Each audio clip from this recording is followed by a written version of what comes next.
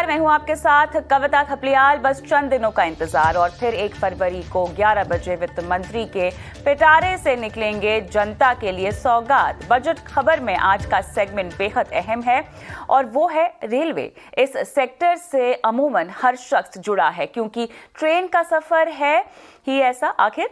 और वहीं इस बार का बजट किस तरह से हो सकता है, रेलवे सेक्टर में किस तरह सरकार इस बार बदलाव कर सकती है, और भी तमाम सवालों और आकांक्षाओं को लेकर हमारे साथ रहेंगे एक्सक्लूसिव खबर के लिए हमारे संवाददाता। तो आज के बजट खबर में चर्चा रेल बजट पर।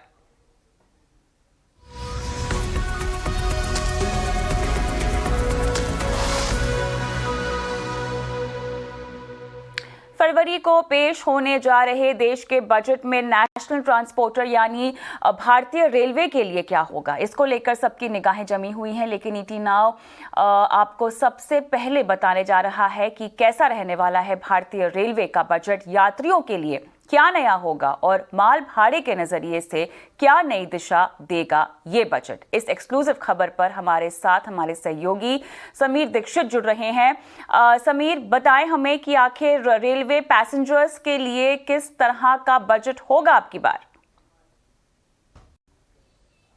कैसा रहेगा रेलवे का भविष्य, आने वाले सालों में रेलवे आखिर किस दिशा में आगे बढ़ेगी, और इसी को लेकर के रेलवे का जो अगला बजट है वो एक बेस सेट करेगा, वो एक भूमिका तय करेगा। यही वजह है कि जो अगला रेलवे बजट है उसको टर्न अराउंड रेलवे बजट कहा जा रहा है, क्योंकि ये रेलवे का भविष्य, खासकर अगले 8 से 10 सालों में रेलवे किस दिशा में आगे बढ़ेगी उसको ये तय करने जा रहा है। माना जा रहा है कि अगले रेलवे बजट का जो बजटरी आउटले होगा, यानी कि उसका कुल खर्च जो होगा वो लगभग 10 से 12 लाख करोड़ का होगा, और इतने पैसों के जरिए रेलवे को पूरी तरीके से ट्रांसफॉर्म करने की योजना इस बजट में पेश की जा सकती है। यही वजह है कि अगले रेलवे बजट का जो थीम है वो रिफॉर्म, परफॉर्म और ट्रांसफॉर्म होने जा रही है। यात्रियों के नजरिए से बात करें तो सबसे पहली बड़ी जो अनाउंसमेंट हम देख सकते हैं वो है बुलेट ट्रेन की। भारत के दूसरी बुलेट ट्रेन की घोषणा हो सकती है जो दिल्ली हावड़ा रूट पे दौड़ेगी वाया बनारस होकर के। बनारस प्रधानमंत्री मोदी का लोकसभा क्षेत्र है, तो ये बुलेट ट्रेन की घोषणा हम आगामी बजट में देख सकते हैं। दूसरी अहम बात यह कि सेमी हाई स्पीड मोबिलिटी यानी कि 160 किलोमीटर प्रति घंटे की एवरेज रफ्तार से दौड़ने वाली ट्रेनों को भारतीय रेलवे में ज्यादा से ज्यादा शामिल किया जाएगा। जो गोल्डन क्वाड्रिलेटरल रूट है, दिल्ली मुंबई, दिल्ली चेन्नई, दिल्ली कोलकाता हावड़ा, ऐसे रूट पे सेमी हाई स्पीड ट्रेन, या साफ शब्दों में कहूं तो वंदे भारत ट्रेन चलाने की योजना है, जिसकी अनाउंसमेंट हम बजट में देख सकते हैं। यात्रियों के नजरिए से भारतीय रेलवे में जो भविष्य होने जा रहा है वो है वंदे भारत ट्रेन। तो वंदे भारत ट्रेन की संख्या बढ़ाई जाएगी और इसकी घोषणा होगी। अब वंदे भारत ट्रेन या ट्रेन सेट का जो अगला स्वरूप होगा वो है एल्यूमिनियम बेस्ड ट्रेन सेट। तो एल्यूमिनियम बेस्ड ट्रेन सेट के दरवाजे भारतीय रेलवे में खुलने जा रहे हैं और उसकी भी घोषणा होगी। अहम बात यह है कि सुरक्षा के नजरिए से जितने भी पुराने आईसीएफ कोचेस हैं या जो डब्बे हैं उनको रेलवे नेटवर्क से हटा दिया जाएगा और सिर्फ एलएचबी या ट्रेन सेट ही भारतीय रेलवे की पटरी पर दौड़ेंगे, और इसकी घोषणा भी होने जा रही है। जो रेलवे स्टेशन है उनके नजरिए से आपको बता दें कि 50 जो बड़े स्टेशन हैं उनको स्टेशन रीडेवलपमेंट प्रोजेक्ट के तहत वो अपनाया जा सकता है कि वो वित्त वर्ष 2022-23 में उनको प्राइवेट प्लेयर को सौंपा जाएगा और वो उनकी रूपरेखा को बदलेंगे। तो ऐसे 50 स्टेशन को बतौर स्टेशन रीडेवलपमेंट प्रोजेक्ट में शामिल करने के लिए उसकी घोषणा अगले बजट में की जा सकती है। तो यात्रियों के नजरिए से ये कुछ बड़े ऐलान है जिसको बजट में हम देख या सुन सकते हैं। ये बताएं हमें कि बजट में रेलवे की आमदनी बढ़ाने, माल भाड़े और ग्रीन मोबिलिटी के लिए आखिर किस तरह का रोड मैप बनाया जा सकता है। मालगाड़ी दौड़ा करके रेलवे को सबसे ज्यादा कमाई हासिल होती है। यही वजह है कि फ्रेट सेगमेंट को लेकर के अगले बजट में हम कुछ बड़े ऐलान देख सकते हैं। सबसे पहले आपको बता दें कि प्रधानमंत्री गति शक्ति योजना को लेकर के इसमें रेलवे की क्या भूमिका रहने जा रही है, तो ये रोड मैप इस बजट में हम देख सकते हैं। दूसरी बात यह है कि जो लॉजिस्टिक कॉस्ट है, इस लॉजिस्टिक कॉस्ट को कम करने का लक्ष्य भी इस बजट में हम देख सकते हैं। मौजूदा जो 14% लॉजिस्टिक कॉस्ट है भारतीय रेलवे का, इसको घटा करके 11% लाने का लक्ष्य वो हम इस बजट में इसका ऐलान होता हुआ देख सकते हैं। इसका सीधा सरल मतलब यह है कि आने वाले वक्त में अगर आप रेलवे के जरिए अपना सामान भेजते हैं, ट्रांसपोर्ट करते हैं, कोयले से लेकर के कार तक, तो ये सस्ता होने जा रहा है और सस्ता लगभग 3 से 4% सस्ता हो सकता है। एक अहम बात यह कि अब तक आपने ईएमयू पैसेंजर ट्रेन का नाम सुना होगा, लेकिन पहली दफा भारतीय रेलवे में ईएमयू पार्सल ट्रेन को शामिल किया जा सकता है और इसका ऐलान हो सकता है। ईएमयू पार्सल ट्रेन के जरिए रेलवे नए कस्टमर को आकर्षित करना चाहेगा, विशेषकर जो ई कॉमर्स प्लेयर हैं। इसके अलावा जो छोटे कंटेनर हैं जिनको अभी रेलवे से हटा दिया गया था, तो उसकी वापसी हम रेलवे नेटवर्क में देख सकते हैं। 2.5 एक्सेल लोड वाले जो छोटे कंटेनर हैं, इनको रेलवे में दोबारा शामिल किया जाएगा ताकि जो छोटे सामान हैं उनको भी लोग रेलवे के जरिए एक जगह से दूसरी जगह पहुंचा सके। इसके अलावा टाइम टेबल ट्रेन तो हमने चलती हुई देखी है, जो यात्रियों वाली ट्रेन होती है, लेकिन पहली दफा मालगाड़ियां टाइम टेबल के हिसाब से चलेगी और इसका ऐलान भी हम बजट में देख सकते हैं। और इसके जरिए रेलवे ये दिखाना चाहेगा कि उसमें दम है कि वो आपका सामान पंक्चुअलिटी के आधार पे, यानी कि समयबद्धता के आधार पे एक जगह से दूसरी जगह पहुंचा सकती है। तो time table based train set भी हम इसका ऐलान आने वाले बजट में देख सकते हैं। कुल मिलाकर के फ्रेट सेगमेंट में कई बड़े ऐलान हैं जिसके जरिए रेलवे कोशिश करेगी कि नए कस्टमर को शामिल करे, आकर्षित करे और अपनी ये जो कमाई है इसको भी कई गुना बढ़ा सके। तमाम जानकारियां हमें देने के लिए इस बीच हमारे साथ आईसीएफ चेन्नई के पूर्व जीएम और देश की पहली वंदे भारत ट्रेन के निर्माता हमारे साथ जुड़ गए हैं सुधांशु मणि। स्वागत है सुधांशु जी आपका हमारी इस खास पेशकश में। तो सबसे पहले आपसे तो उम्मीदों पर बात करते हैं, बताएं किस तरह की उम्मीदें हैं आपको रेलवे बजट से? इससे पहले जो अभी मैं सुन रहा था, तो इसमें कई बातें आपने कवर कर ली हैं। एक बात जो सबसे पहले मैं बोलूंगा, वो पिछले 2 साल से कुछ तो कोविड के असर से और कुछ कोविड से पहले भी एक ऑपरेटिंग रेशियो होता है रेलवे का। वो ये होता है कि ordinary working expenses divided by the revenues. ये हमेशा 90, 92, 93 के आसपास रहता है। It shows that the railway जो है वो एक हेल्दी कंडीशन में काम करती है। ये पिछले 2 बार से ये रेशियो रियल टर्म में 100 से ऊपर चला गया है। आपने उसको पेंशन का जो आपका कंट्रीब्यूशन और डेप्रिसिएशन घटा के किसी तरह से उसको आर्टिफिशियली 100 के नीचे रखा है, लेकिन ये लॉन्ग टर्म हेल्थ के लिए अच्छा नहीं है। तो मुझे एक तो ये उम्मीद है कि इस डायरेक्शन में कुछ इस बजट में ऐसा काम होगा कि एक्सपेंडिचर घटाया जाए, रेवेन्यू बढ़ाया जाए, जिससे रेलवे का ऑपरेटिंग रेशियो 100 के नीचे रहे। और इसके अलावा जो योजनाओं की आपने बात की, वो सब मेरी भी वही उम्मीदें हैं। एक तो 160 किलोमीटर के हमारे सेक्टर्स, अभी हमारा नाम के लिए है एक बस दिल्ली से, आपको पता है, आगरा के बीच में। ये कम से कम क्वाड्रिलेटरल नहीं तो दिल्ली से हावड़ा और दिल्ली से मुंबई का जल्दी से जल्दी, ये अनाउंस्ड है, ये प्रोजेक्ट पे काम चल रहा है, एक जल्दी से जल्दी इसमें अनाउंसमेंट आए कि ये 160 किलोमीटर के लिए फिट की जाए और कम से कम सेमी हाई स्पीड की तरफ हम लोग बढ़ें, ये मैं जरूर चाहता हूं। और उनमें फिर वंदे भारत एक्सप्रेस जैसा आपने बात की, उनको चला के उसको पूरा एक्सप्लॉइट किया जाएगा। एक बात यहाँ पे बतानी जरूरी है कि वंदे भारत एक्सप्रेस का अनाउंसमेंट तो पीएम कर चुके हैं कई बार, और ये बजट में एक तरह से रेपिटेशन ही होगा। उस पर एक्शन भी हो रहा है, अब तेजी से एक्शन हो रहा है जब से ये नए मंत्री आए हैं। एक चीज जो अभी मैंने नहीं सुनी और मुझे पता नहीं कि होगा कि हो रहा है या नहीं, कि आप 75 ट्रेनें आपने अनाउंस की हैं, तो 75 शताब्दियां अभी आप नहीं चला पाओगे। आपको इसको राजधानी में भी चलाना पड़ेगा। उसके लिए इसका एक स्लीपर वर्जन जल्दी से जल्दी डिजाइन करके आईसीएफ को बाहर निकालना चाहिए। मुझे उम्मीद है उस पर काम हो रहा होगा और इस पे कुछ अनाउंसमेंट होगा। और फिर वही बात जो अभी आपने कही कि अब टाइम आ गया है कि वंदे भारत एक्सप्रेस को अपग्रेड किया जाए एल्यूमिनियम ट्रेन में, जो लाइटर होती है, they are more energy efficient. और उस पर काफी काम 2018 में हो चुका था और वहीं से उसको पकड़ना है। कोई बहुत इतनी मेहनत मशक्कत नहीं है, एक इरादा बनाना है तो ये हो सकता है। और स्टेशन डेवलपमेंट की आपने बात की, वो भी बहुत दिन से पेंडिंग है। 2 स्टेशन अभी तक हुए हैं, ये भी उम्मीद की तो जी, जाएगी इस बीच कि जो इस सूत्रों के हवाले से बजट हमें के खबर जरिए मिल पा रही है, आप ज्यादा समझाइश रखते हैं तो बताएं, मुमकिन हो पाएगा या नहीं हो पाएगा?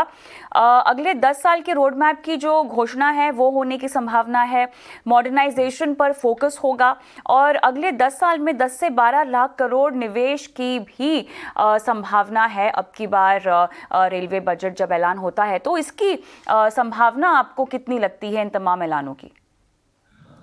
ये तो मुझे संभावना है कि ये इसका अनाउंसमेंट होगा, क्योंकि ये इतनी कोई नई बात नहीं है। प्रभु साहब जब मंत्री थे तब से उन्होंने 8 लाख करोड़ अनाउंस किया था 5 साल में, और उसमें काफी कुछ जो हमारा कैपिटल एक्सपेंडिचर है 50-60 हजार करोड़ से आज 1.5 लाख करोड़ के करीब पहुंच चुका है। तो आप जैसा कह रही हैं कि 10 लाख करोड़ अगले 5 साल में, ये हो सकता है। इसमें जरूरी ये देखना होगा कि ये सिर्फ इतना खर्च करने की बात नहीं है, खर्च ऐसा होना चाहिए कि उसमें रिटर्न्स मिले, और या तो रेलवे के पॉइंट ऑफ व्यू से, रेवेन्यू जनरेशन के पॉइंट ऑफ व्यू से, या कंट्री की कंप्लीट इकोनॉमी के मद्देनजर ऐसे काम होने चाहिए जिससे कंट्री की इकोनॉमी बढ़े और रेलवे के रेवेन्यू बढ़े। तो अनाउंसमेंट तो मुझे पूरी उम्मीद है जरूर होगा बड़ा। ये देखना है कि किन कामों पे इसको लगाया जाए। बहुत बढ़िया। मैं आपसे ये भी समझना चाहती हूँ कि स्टेशन मॉडर्नाइजेशन को लेकर भी किसी तरह की घोषणा या कोई खाका इसका ऐलान किया जा सकता है, और अगर किया जा सकता है तो वो किस रूप में आप आता हुआ देखना चाहते हैं? अगर आप पिछले 10 साल के बजट उठाएं तो हर बजट में ये अनाउंसमेंट होता है, इसलिए इस अनाउंसमेंट को मैं बहुत तवज्जो नहीं दूंगा। पहली बार ये पिछले 1-1.5 साल में 2 स्टेशन बन के हबीबगंज और गांधीनगर आपके सामने आए हैं। इस बार बजट में एक ऐसा इंटेंशन बजाय तमाम अनाउंसमेंट के, ये अगर ये देखने को मिले कि इस साल में, इस फाइनेंशियल ईयर में इतने ये स्टेशन और कर दिए जाएंगे, तो ये ज्यादा अच्छा लगेगा हमको। क्योंकि आप जैसा मैंने कहा कि अनाउंसमेंट तो सालों से चल रहे हैं, लेकिन फील्ड पे वो होता नहीं दिख रहा था। अब चूंकि कुछ स्पीड पकड़ती, ऐसा नजर आ रहा है कि स्पीड पकड़ी गई है, तो इस फिस्कल में कौन कौन से स्टेशन हो जाएंगे, अगर ऐसा अनाउंसमेंट आए तो उसका ज्यादा मतलब। पर्यटन को बढ़ावा देने के लिए सरकार क्या कुछ कदम उठा सकती है? आपको लगता है कि इस पर फोकस, क्योंकि सरकार का अमूमन इस पर फोकस रहा है, लेकिन रेलवे के जरिए इसको कितना और बढ़ावा दिया जा सकता है इस बजट में? फिर से बताएं जरा सवाल। पर्यटन को लेकर मैं आपसे सवाल पूछना चाह रही हूँ। टूरिज्म, जी जी जी जी जी, टूरिज्म पे ऑलरेडी मैं तो कहूंगा जितना होना चाहिए उतना फोकस है। आपने विस्टाडोम कोचेस की बात सही है, और अच्छी बात यह है कि अब 20 के करीब विस्टाडोम कोचेस बनी हैं और ये ज्यादातर पॉपुलर प्रूव हो रही हैं, तो ये टूरिस्ट के लिए भी अच्छी है और रेलवे को रेवेन्यू भी मिल रहा है। हाँ, दूसरा जो अनाउंसमेंट था कि वो टूरिज्म की स्पेशल ट्रेन, प्राइवेट ट्रेन चलाएंगे, वो मुझे बहुत ज्यादा होता नहीं दिख रहा, क्योंकि उसकी कंडीशंस मिनिस्ट्री ने ऐसी बनाई हैं, पुरानी आईसीएफ कोचेस लेके उनको कन्वर्ट करके प्राइवेट ऑपरेटर्स चलाएं।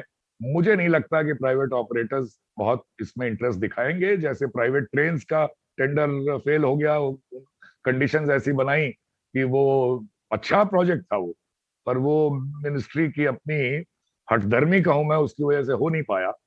तो ये प्राइवेट ट्रेन्स वाला भी अगर ये इसकी कंडीशंस को ट्वीक करके नई कोचेस उनको ऑफर की जाए और उन्हें कहा जाए कि आप ये ट्रेनें चलाइए, तो मुझे ज्यादा सक्सेसफुल होती नजर आ रही हैं। जिस फॉर्म में अभी अनाउंसमेंट है वो मुझे नहीं लगता कि बहुत सक्सेसफुल होगा। लेकिन जी जी जी जी, चलिए, बहुत बहुत शुक्रिया आपका, आपने समय निकाला और किस तरह से बजट को हमें देखना चाहिए, किन किन ऐलानों की उम्मीदें करनी चाहिए, उस पर अपनी राय रखी है। हम आगे बढ़ते हैं। भारतीय रेल देश की लाइफलाइन कही जाती है और रेल ने सिर्फ आवाजाही को ही आसान नहीं बनाया है बल्कि दिलों को जोड़ने का भी काम किया है। और पहले रेल बजट आम बजट से अलग आता था, लेकिन कुछ साल पहले मोदी सरकार में आम बजट में ही रेल बजट को क्लब कर दिया गया। वित्त मंत्री ने पिछले साल अपने आम बजट के साथ रेल बजट भी पेश किया। इस रेल बजट में क्या खास था, आइए देखते हैं इस खास रिपोर्ट में।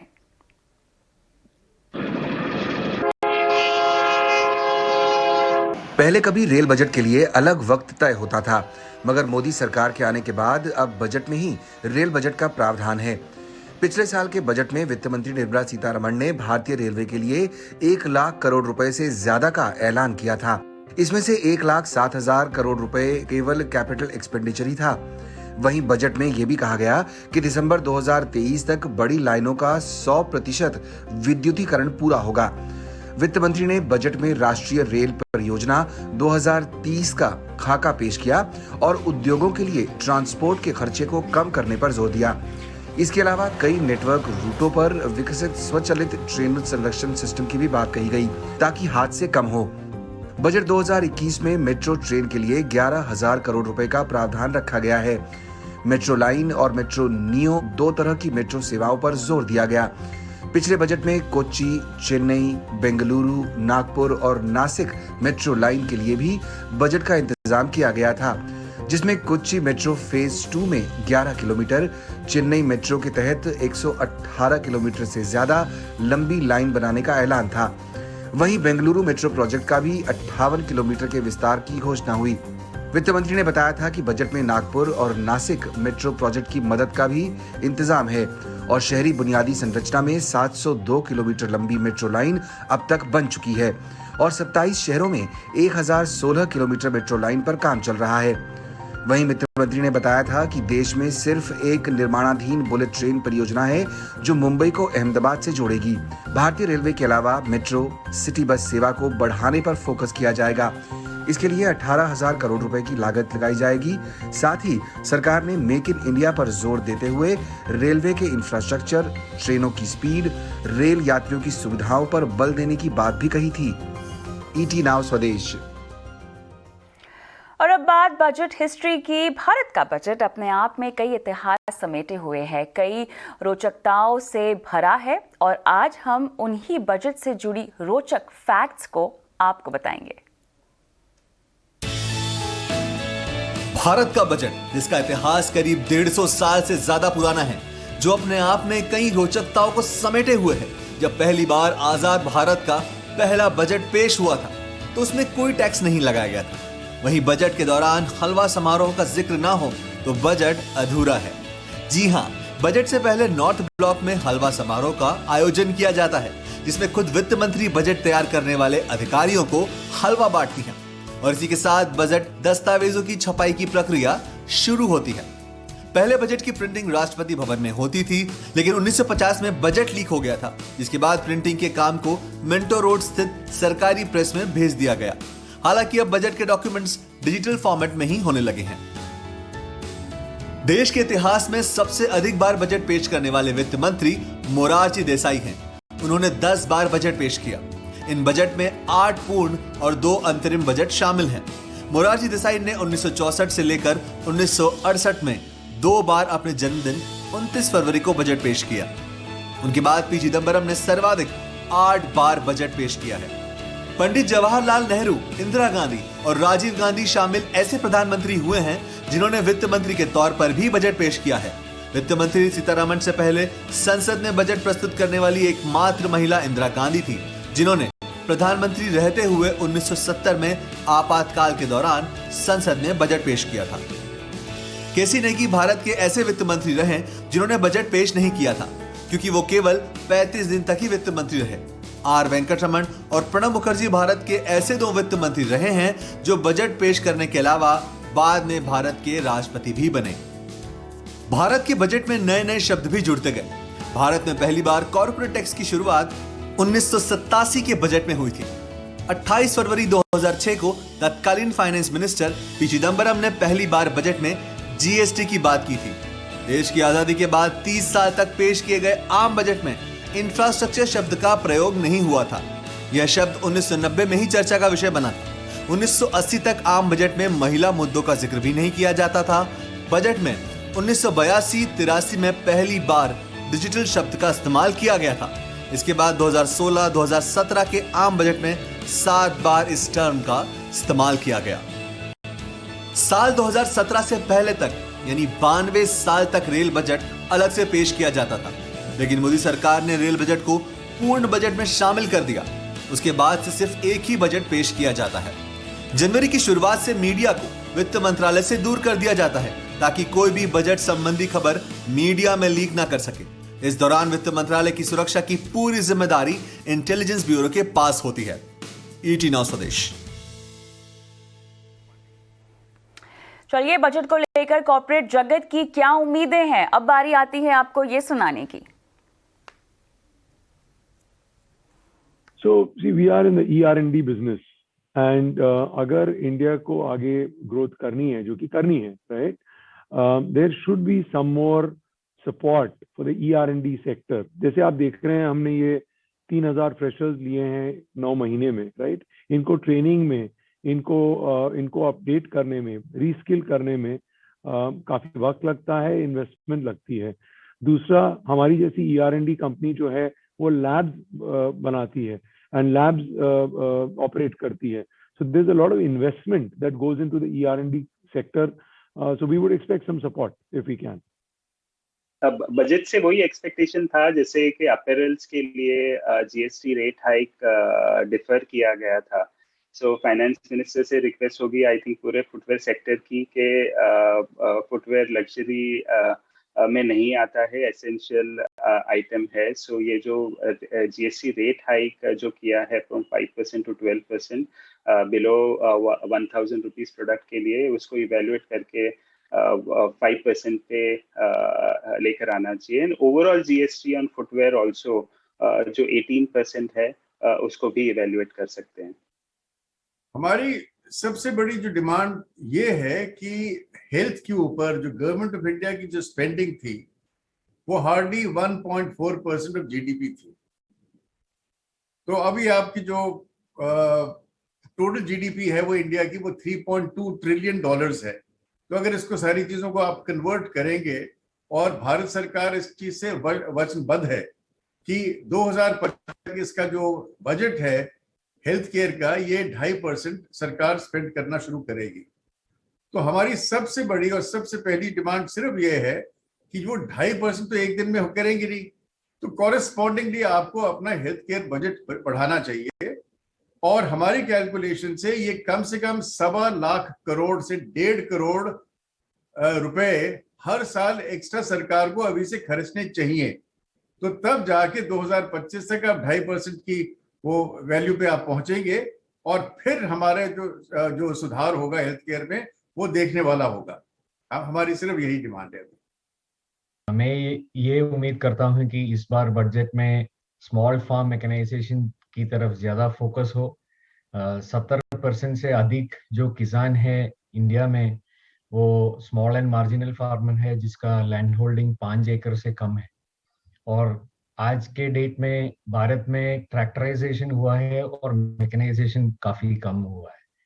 तो इस वजह से जो एक कारण है कि ट्रैक्टर काफी महंगा है, 7 लाख 8 लाख से ऊपर प्राइस आता है एक ट्रैक्टर का, और एक छोटे किसान के लिए एक ट्रैक्टर लेना मुश्किल हो जाता है। इसलिए स्मॉल फार्म मैकेनाइजेशन में फोकस हो, गवर्नमेंट की डायरेक्टिव्स हो, उसमें प्रायोरिटी सेक्टर लेंडिंग में स्मॉल फार्म मैकेनाइजेशन के लिए स्पेसिफिक टारगेट अलॉट किया जाए। यही उम्मीद है मुझे इस बजट से।